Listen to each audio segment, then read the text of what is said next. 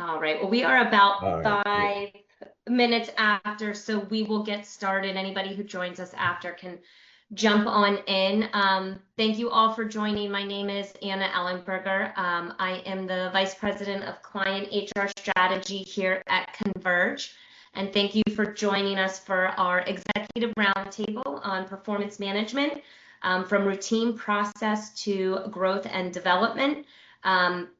We have our 3 speakers here today, and it will be moderated by Mark Izzo, the founder and CEO. So he will be introducing Megan and Karen. Oh, Karen. Sorry, Kara. Kara.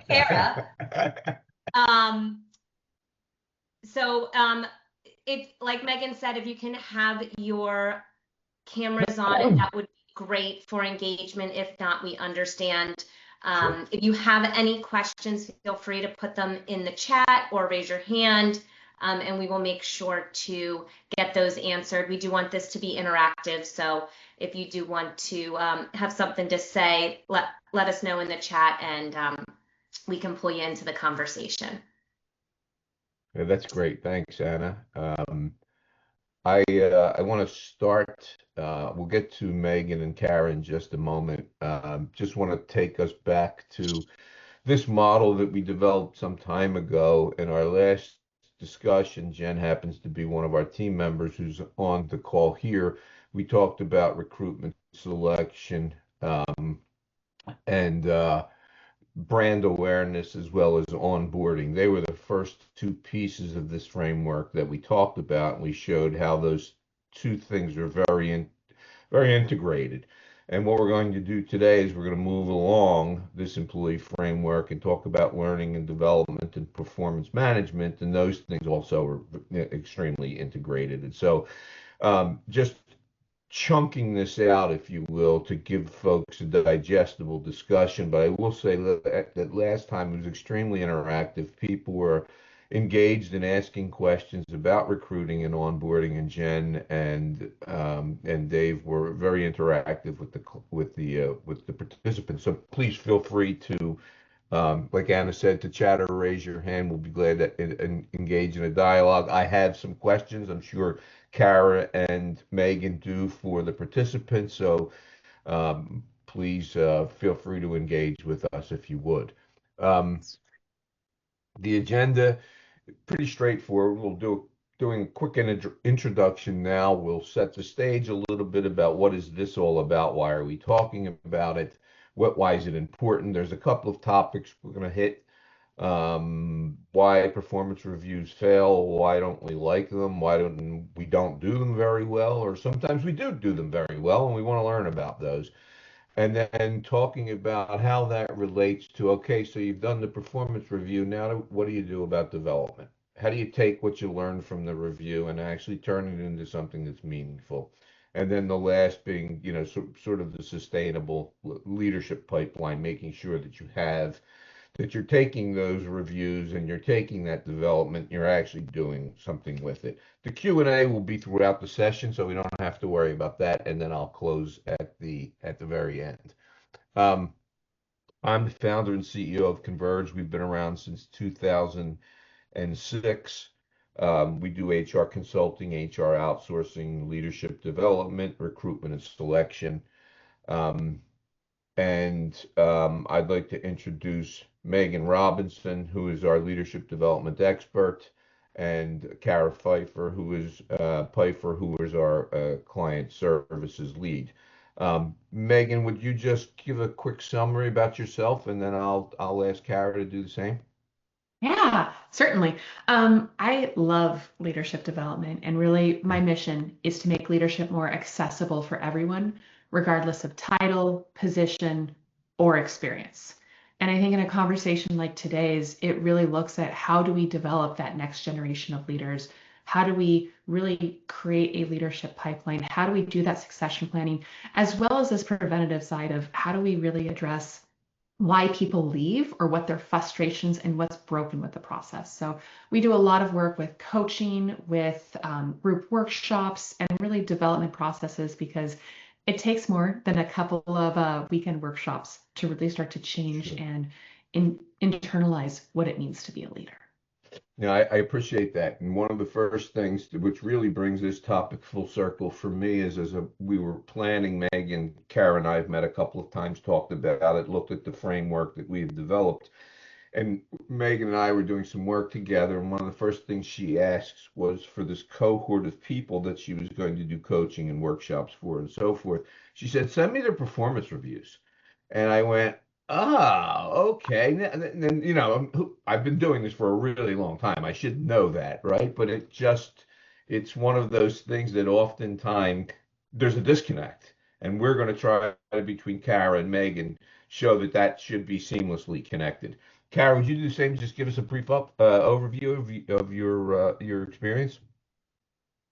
As Mark said, my name is Kara Pfeiffer. I serve as our client services lead. I oversee our team of consultants as well as our clients. But more specific to this topic, I've been building performance management programs for the entirety of my career, about 10 years. Both helping employees prepare for their performance reviews and participate in the program, and also working with executives to help them prepare for their side of conversations, whether that be with employees who are underperforming or all the way up to their star performers, where they want to make sure they're engaging them and offering them opportunities for growth. So not only building, but also the execution and the ongoing maintenance of a program and actually applying it to individuals. Excellent. Thank you.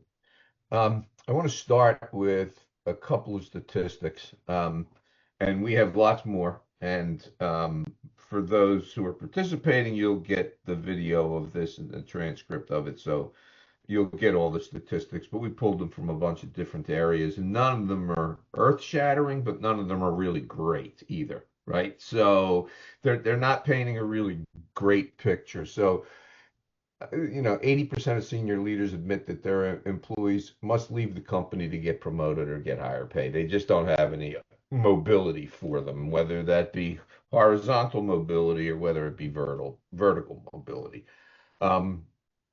And then only 29% of workers trust how their performance is evaluated, which means we probably, as managers, aren't calibrated as well as we could be. And there's different ranking and ratings. I've been through this with clients where one department is extremely, extremely critical and no one gets above a 2. And then others are a lot more lenient and so forth. So there's a whole bunch of inconsistencies there.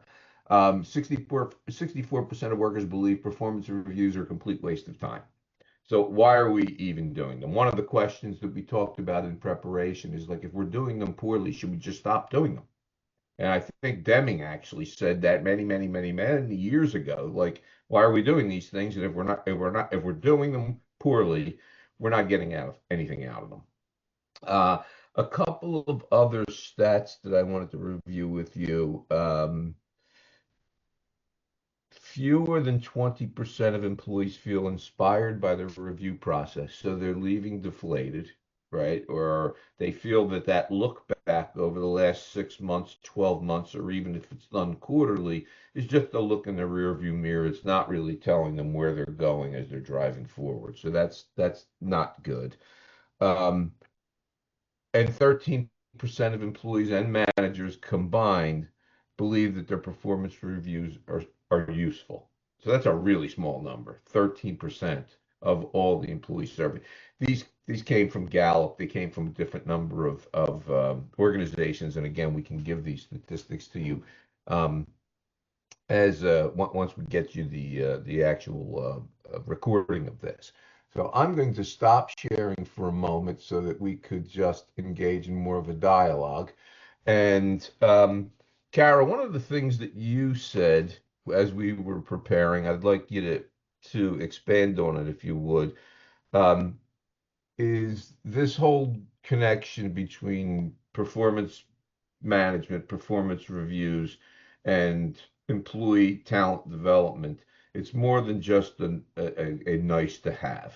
And you were talking about it. It's like it's critical. It's really important. And what I always like to do in these sessions is talk about the business case, right? I always want to make sure that when we're talking about some of this stuff, which could be theoretical to some people, we're directly tying it to actually outcomes in business, et cetera. So that was one of the thoughts you had.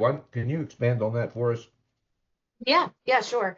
I think when we talk about talent development, that's a term, a phrase that can sound daunting or sound like something that you just worry about when you're a certain size or you have a certain type of employee situation. Okay, now I will focus on developing my talent. And of course, when we talk about development, that starts with providing feedback so that you're able to determine between you and the employee where that development should occur. But that's not something that you should wait on. It's not something that you should use as a reactionary tool. It's something that you should be focusing on as a piece of your foundation in just building your talent at your organization. So it's really critical that you do that before there's problems, before you see opportunities for growth or you have ways that you need employees to advance, because by then it's too late. And those people would have been waiting and hoping for conversations that haven't happened, and it leads to problems when you are ready to make moves, whether that be to advance people or maybe there's people you need to move out of your organization. Talent development and performance management go hand in hand. We're talking about that today, but both of those things need to be areas of focus in all organizations of all sizes. So that's very high level, but if there's a specific question I could answer, I can go more in depth somewhere. Well, I asked Megan to follow up on that because you've probably seen both sides of the coin, right? You've seen where it's worked, right? Where people do reviews and then it feeds into talent development, and we move on, and probably areas where it's broken. Could you talk, and as Kara phrased it, it's more than a nice to have, right? There's business necessity as to why this needs to work and needs to be focused on. Could you expand on that a little bit? Of course, I think what we're really talking about at the end of the day here is feedback, right? Performance management, this review process is your ability to give constructive feedback to the team. And whether it's through a formalized process, and that those processes take many different forms, or whether it's in some of those one-on-one conversations that happen throughout the year, there is a serious lack of constructive feedback, I will say. And I think that that's what's really starting to push people out, is what really hurts their ability to understand where their gaps are. It means that we're not giving constructive feedback and people aren't able to make the changes necessary. So it continues to fester and brew and become more and more challenging until it hits this breaking point, where I'm sure Kara sees it all the time. Or I'll even say the example that you said earlier, Mark, right? The first thing I said, great, let me see their performance reviews. Let me see what feedback they've been given. And you know what? Almost all of them were glowing, right? They're given great feedback that they're not doing anything wrong, but yet we're bringing in expertise. We're having a frazzled CEO that has no reason why their managers won't act like managers. And that, I think, is what's more broken in the process. And if you're an employee going through that, oh my gosh, it's so frustrating. How many times have you been given personally feedback that was so unactionable, or something that you've heard over and over again? I'm getting a lot of head nods. People are like, yes, please, right? And you're like, I have no idea what to do with this. I don't know how to be more assertive or less assertive. That's not helpful. I don't know what this scale ranking thing. Cool, we went through a checkbox process. Of course it's not helpful. Sorry, I'll get off my soapbox. No. That's good, and it sets us up talking about sort of, if we were to separate the two for just a moment, and we talk about performance reviews, number one, before we get into, okay, how does that seamlessly feed into talent development and development plans and coaching and workshops and all that other stuff? Let's start with the performance development piece. I'd ask all the audience before the experts jump in, because you're all experts in your own right. What are your thoughts around performance development, performance management, I should say, performance review systems? Are they working in your organization? Are they working in other Is organizations? really excited about their current performance management process or had a performance management process at any point in their career that they were excited about? Okay, one person hesitantly says yes. Does anyone have a process that they thought was actually, even if you weren't excited about it, did you think it was a good process? Okay. Okay. Okay. Thank you for chatting the chat, Yeah. Edward. No. Edward's no. Lori's like, Edward, okay, I had no. something that was Right, okay. right. And we've worked years to fix this, right? I mean, this isn't new. So remember, we started with an annual performance Watch review, out. 12-month Vehicle on look shoulder back. pad. I'm sorry. Oh, that's Rob's wife complaining about her performance review process. Okay, got it. But as I was saying, this isn't new, right? This has been around for a long time, and we've tinkered with it over the years, but haven't fixed it apparently. So it started with the annual review, and then we said, wait a minute, we need to be providing more feedback more consistently. So we're going to go to twice a year. And then now we need to go to 515 and those types of processes. So we're going to go to 4 times a year. Um, but still, no one's raising their hand or smiling, saying it's really Police working, it's reported really a missing. working well.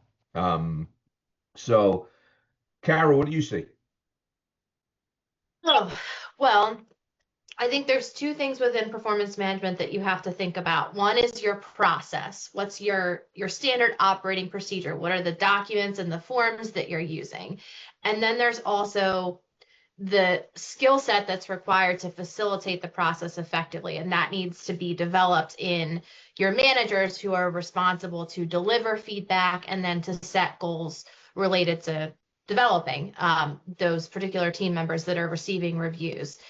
I have seen some processes that look pretty good in terms of their capability of providing feedback in a concise and clear manner, doing it in a way that is frequent enough, and we can talk more about that, moving away from just a once a year sit down to more frequent, more casual touch bases. We're seeing research that shows that that is more effective. There's more growth and action coming out of those types of conversations.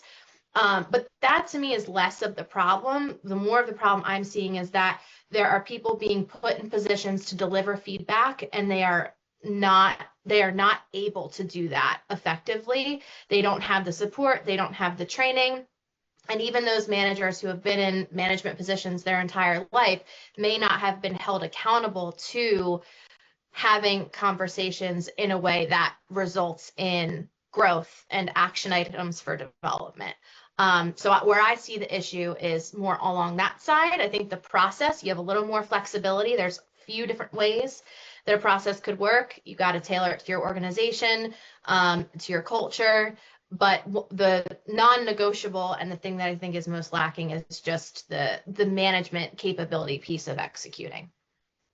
And Megan, I saw you responding to that. So would you follow It's up just on not. what? We had a couple of actually other participants that were engaged with that. I'm happy to respond, but I don't want to make anyone wait too long. Is that okay, Mark? Sure, that's perfect. Alan, you were first. Yes, what are your thoughts around what the organization should do on a foundational level to set the framework for what is it that we want to accomplish here? What is the outcome we're looking for by doing this activity? Either if you want to respond, Kara or Megan, both. I love You go first. I was like, I love the question and intention with that, which I Yeah. think the fact that you're asking that is so critical and is part of the communication plan for that, which is oftentimes a little mismanaged or a little confused, right? It's not clear. We don't understand why we're doing it. We don't understand how it's going to be affecting us. People get fearful of it. They say, oh my gosh, if I don't give myself a 5 in every single category, I must be getting fired. And so it really helps set that tone. I'll say I'm working on a group as 360s right now. We're doing some interviews. We're doing some survey 360s. HR is actually not even going to get the reports. They wanted that to be a sole process just for the employees' development, that they be able to understand where those gaps and blind spots were without the fear of having that go in some mystery file to get used against them later. So that's my piece with it. Go ahead, Kara. Yeah, Kara. Yeah, I have a specific example. We have a client who has a process that it's fine. The process is not broken. It's like I was describing earlier, but they have a cohort of managers, about 12 of them, that have very little experience delivering feedback. In fact, almost all of these managers, their first ever management position was at this company.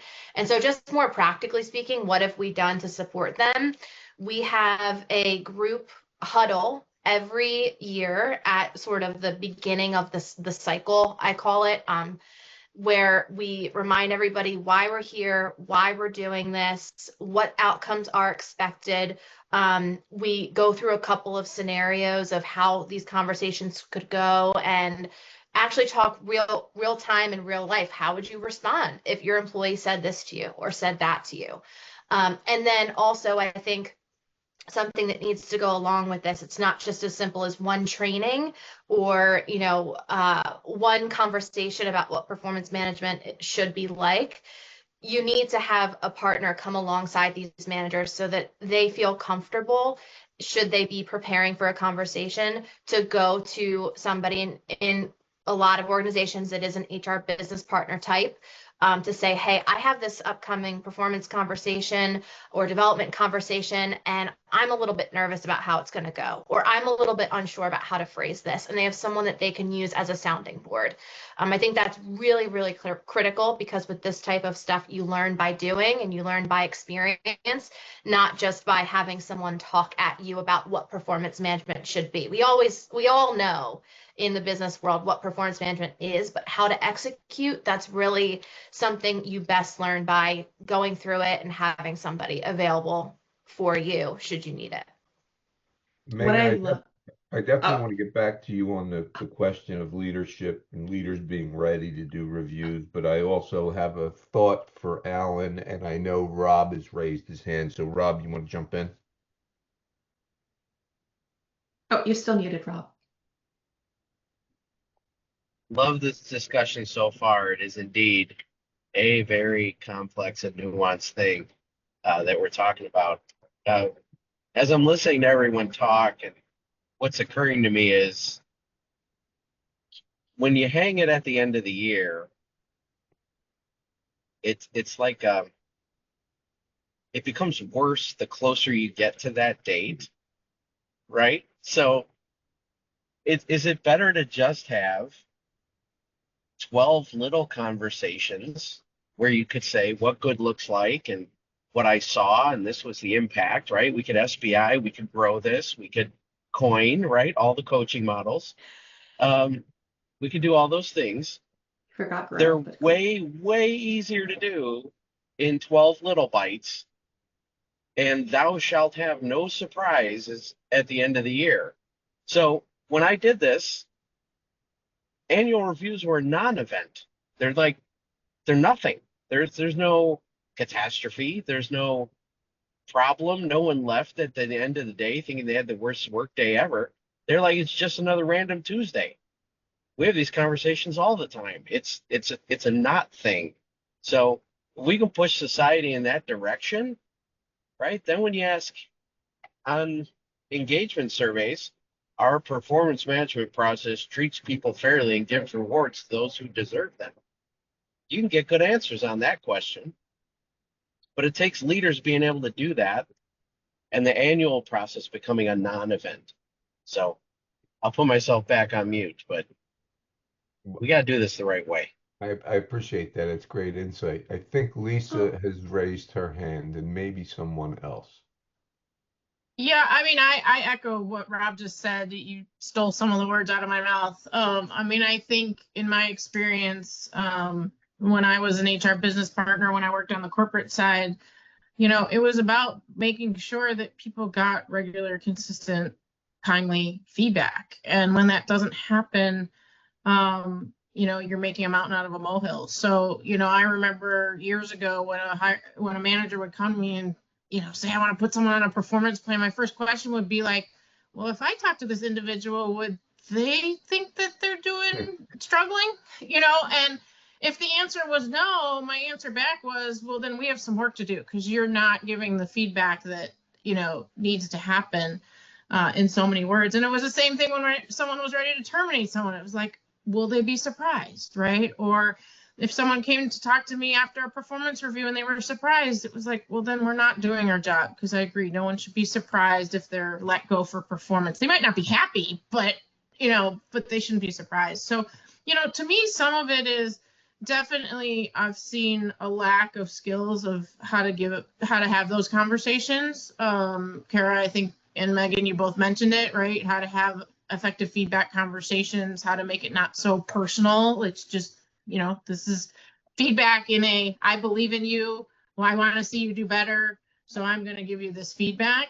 And then in my experience, there's also just maybe possibly a lack of accountability within an organization. So culturally, there's just not an accountability culture. I think of accountability. I actually just posted something on LinkedIn this morning on this, because I have a client I'm working with that has this challenge, and I look at accountability as a positive thing, but I would say a lot of people don't, right? They're scared by it. So changing that dynamic, I think, could be a really good game changer as well. It's interesting that you say that in terms of accountability, but I think somebody brought this up earlier. I had a client say to me, like, our employees will not accept, they can't understand if you rated them on a 1 to 5. And I know that may not be the best thing to do. I'm just saying what they do.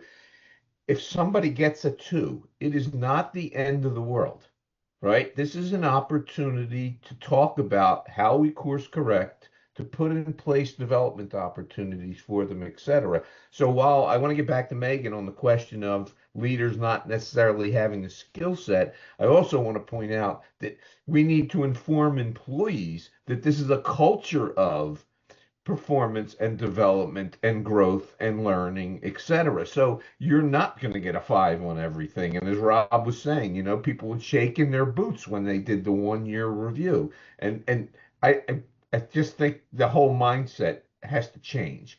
I think somebody else may have raised No, their you're hand. good. I Okay. think that ties into kind of what Alan was mentioning as well, as how you tee that up, how you set that up.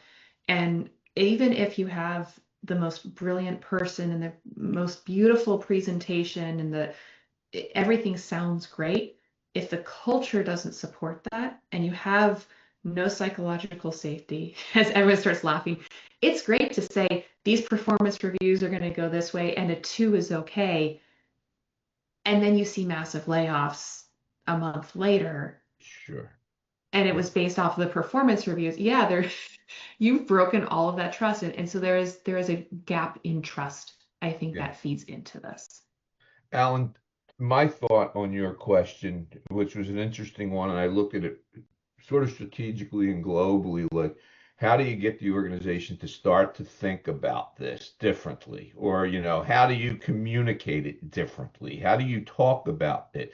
And I use this framework as just a mental model that these things are interconnected, right? It's all part of the employee life cycle. We need to stop thinking about that they see onboarding as just one slice. That's not what employees see. They see that it bleeds into something else, right? They see that comp and benefits is not just one slice. And the same thing with learning and development, the same thing with performance reviews. And I think that's the way I introduce it, is these are interconnected processes which should work seamlessly together. And none of them should be seen by management as just one slice of the employee life cycle, because they're not. Think about yourself as an employee.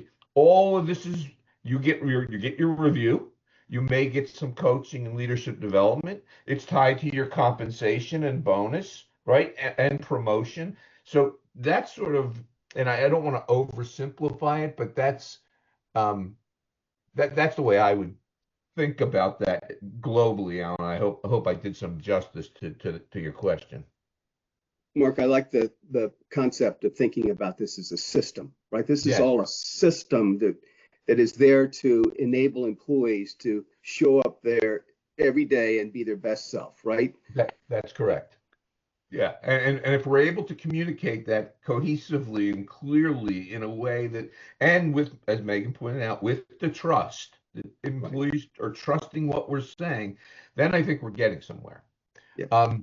Megan, I need to circle back with you on this question because you talked about it and Kara talked about it, and some of our participants talked about it, and that is that leaders are not necessarily ready to have these discussions. So what do we do about it? I think everyone here is nodding their head. They're like, no one has confidence in their leaders and their managers to have the discussion.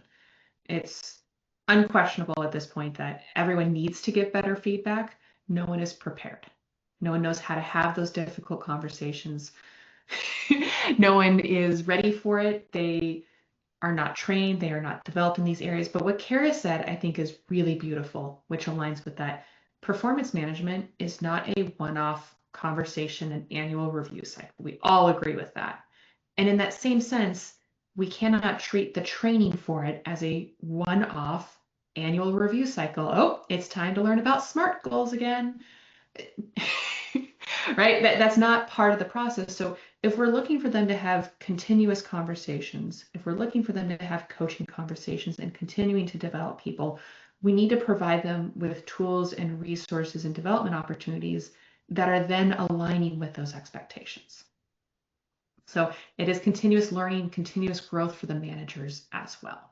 And that can take a lot of different flavors, a lot of different styles. I will always say it starts with the leadership team, right? If they are really great at coaching and developing those managers, they're asking the right questions. Most of the time, they don't have time for that, right? They need to sometimes outsource it. They haven't been trained in the skill set themselves, so they're not setting the best examples of what effective feedback looks like. So I'd always like to start there.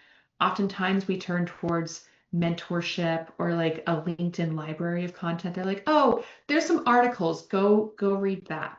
Right. But to what we talked about earlier, there's no accountability.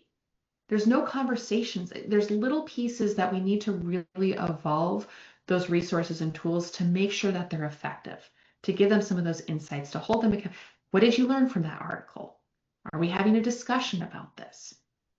And continuing that growth and development for them, I think, is another very big missing piece and probably one of the larger pieces in this. Because as Kara mentioned, there's a lot of great processes, but how they are executed is where we see things falling flat.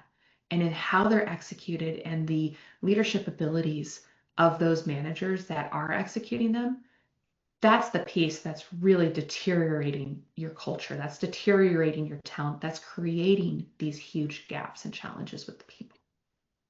Rob just brought up a really interesting point, and I want to circle back to Kara on the HR part of it. And he said, "Is HR trustworthy?" Right? So there's questions there. Before I do, Kara, I do want to get to Lisa, who's raised her hand. This team is, I want to throw that out there. I have worked with a lot of HR teams, and I am always impressed at when I ask the questions to any one of the Converge consultants. Just like someone mentioned earlier, how aware is the employee of this issue? What are the steps that have been taken? And so many of those coaching conversations have started there. So maybe not all HR teams, Rob, but I do want to really, really drive the point home that I've seen impressive. The conversations I've had with Jen just, I think last week, was really one of those strategic. We didn't have to go through the basics. We got to jump into the fun stuff. Thank you. Appreciate the insight. But Rob, his point is a really good one. It is a really good one.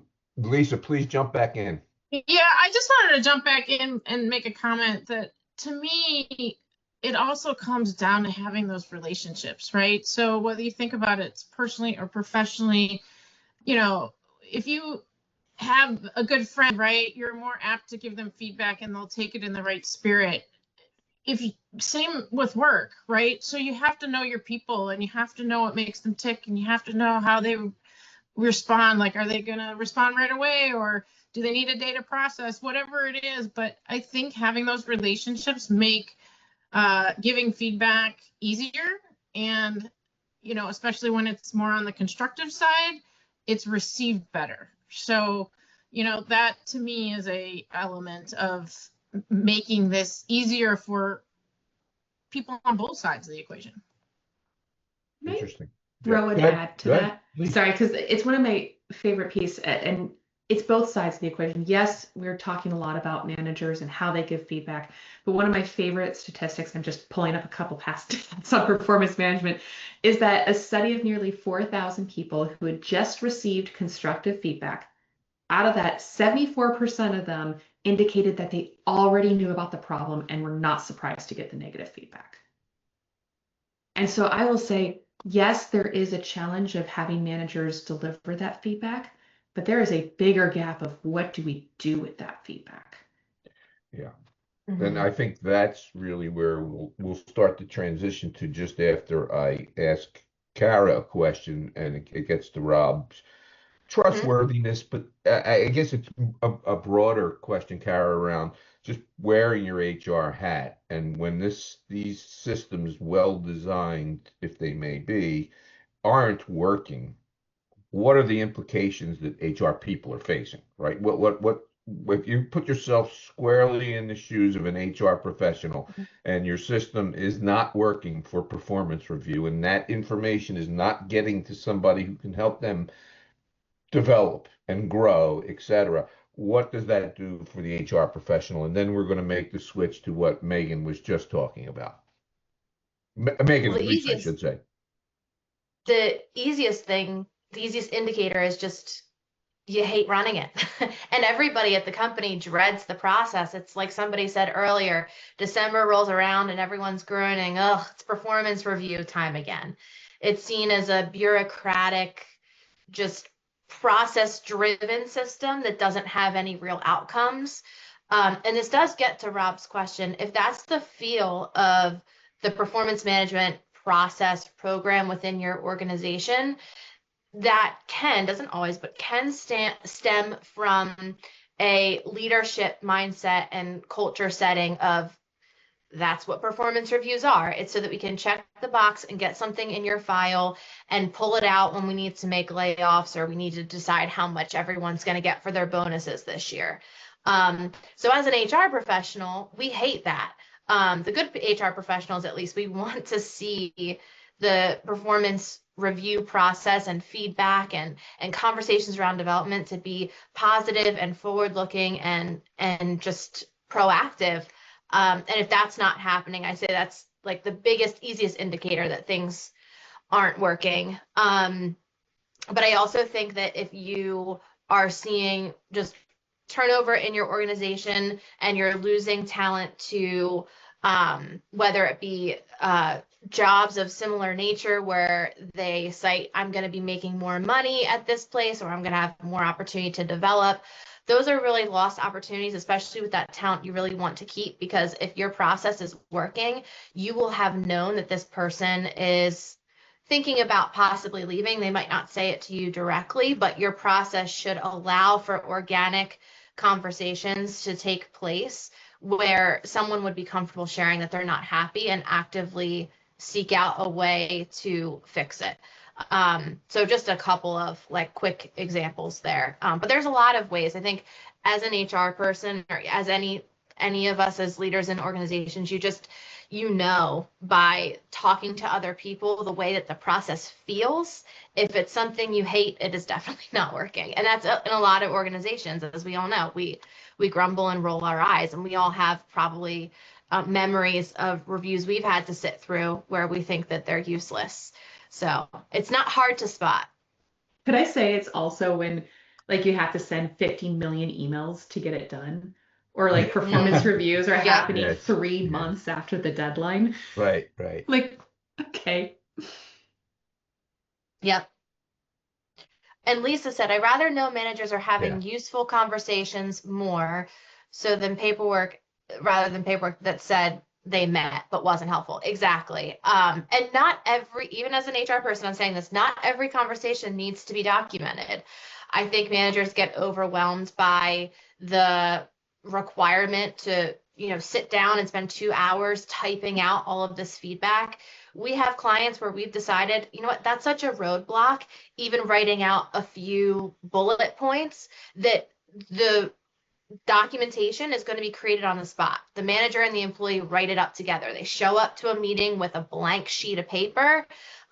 Usually it's not physical, it's a Google Doc or something, and they type in it together. And when they're both happy with how it looks, it goes where it needs to go, or maybe it just lives in one place and gets consistently added to over the years. But I think we need to get away from this idea that reviews have to be something that the employee prepares for and the manager prepares for, and there's all this work that goes into prepping, and then you sit down and then you have to debrief afterwards and do more documentation. We've got to make it easier, because the documentation can be such a hindrance, and gets away from the real point, because Lisa's right. It's more about the conversation than it is what's on paper afterwards. Let's transition in the time we have left here to where Lisa was just going and Megan was adding to that, and sort of like, how do we take performance reviews that we've talked about not liking? Some of them are okay, some of them are not okay, but generally people are not happy. And how do we take that and actually turn it into something positive where I recognize the areas that I need to improve on, but now I'm given direction, coaching, advice, whatever it is that actually can help me get there and help. And then there's measurement to that. How do we make that pivot? Now I'll start with Megan. From, you've seen the reviews, you've seen the shortcomings. How do we now pivot to, okay, here's the and again, I believe it should be seamless. And I believe that it should be organic, given that that employee framework that we've talked about is all interconnected. So with that in mind, Megan, do you have a few thoughts around? I'm sure you have a few thoughts around that.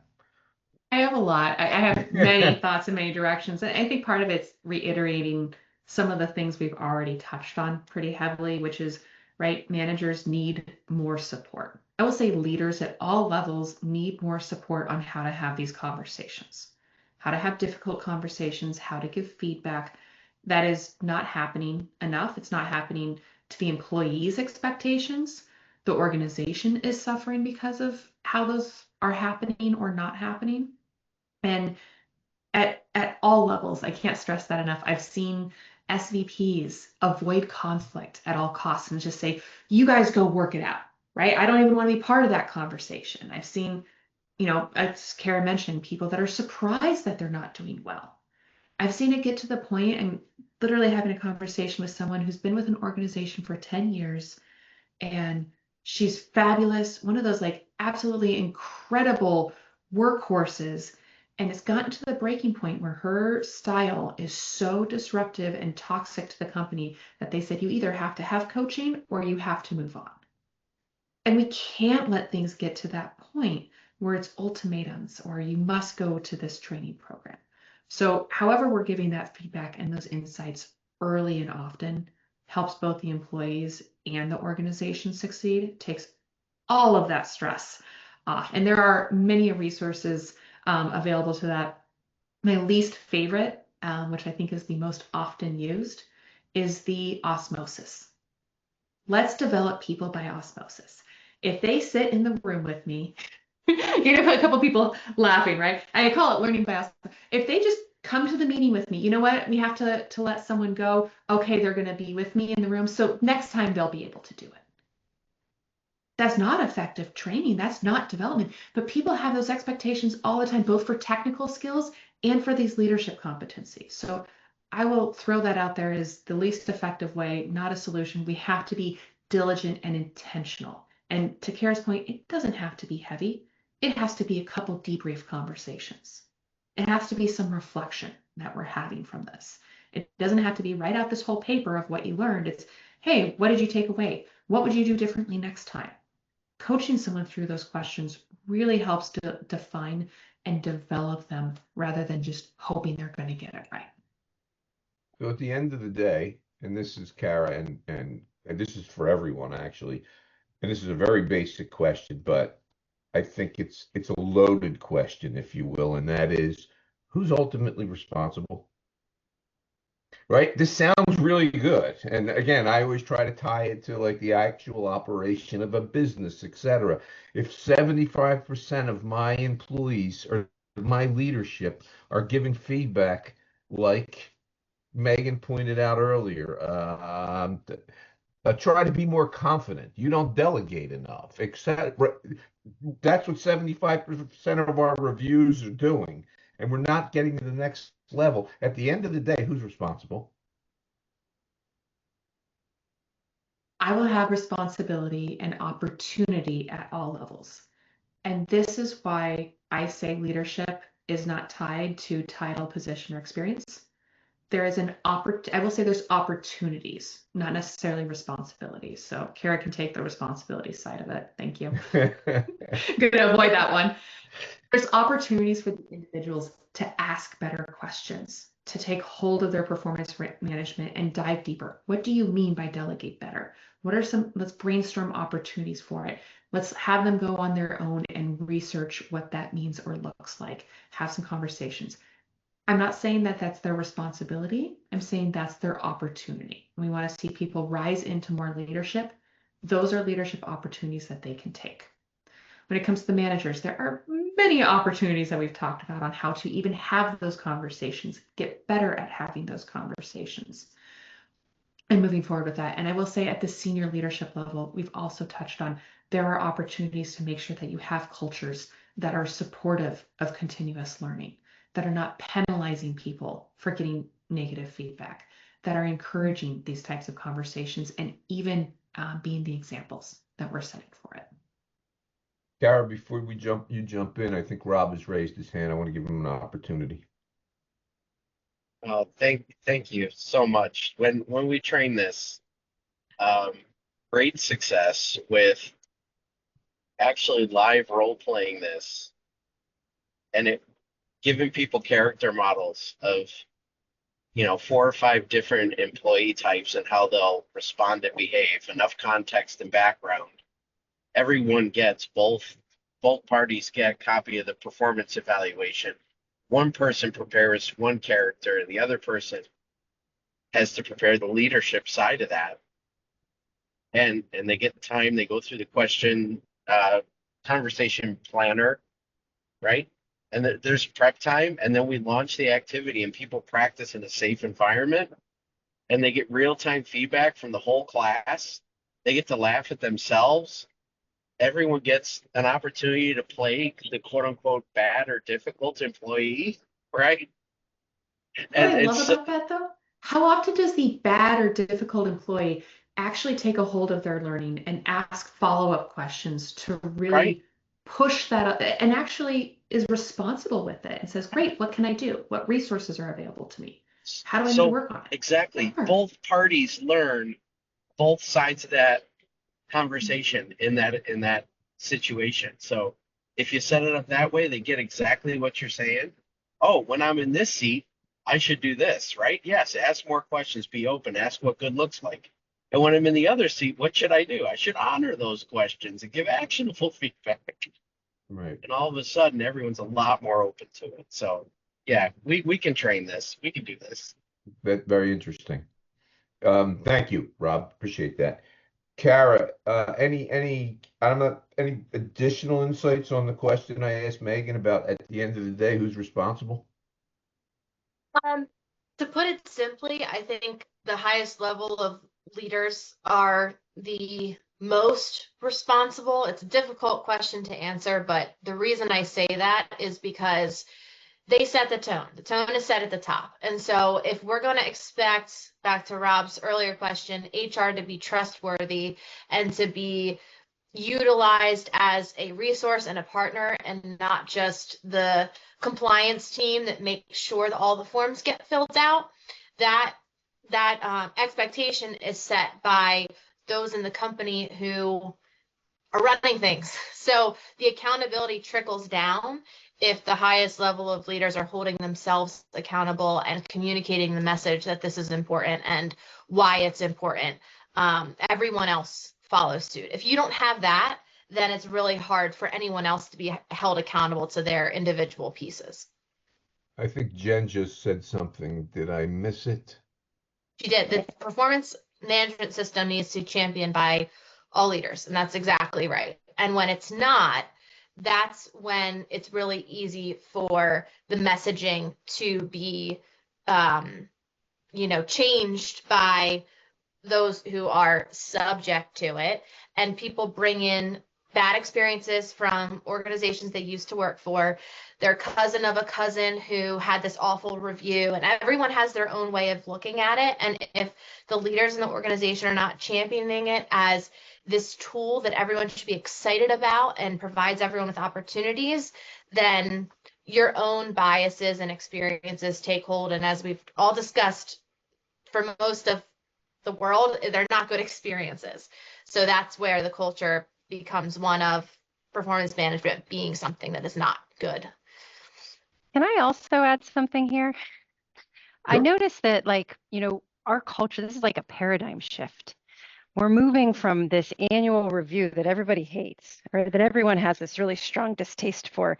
And like as HR leaders and as leaders in general, we're almost tasked, or we have the opportunity, Megan, to showcase this other way of doing things. And it's a pendulum shift to the other side. And so the task at hand is not easy.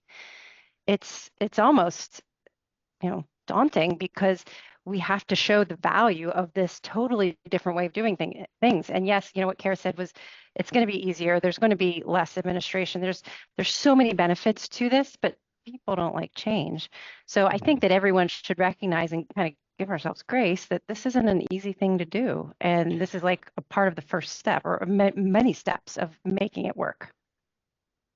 Yeah, we talked in preparation, Jen, Megan, myself, and Kara, and made this point multiple times, which is this is accessible to everyone. This does not have to be a Fortune 500 initiative, right?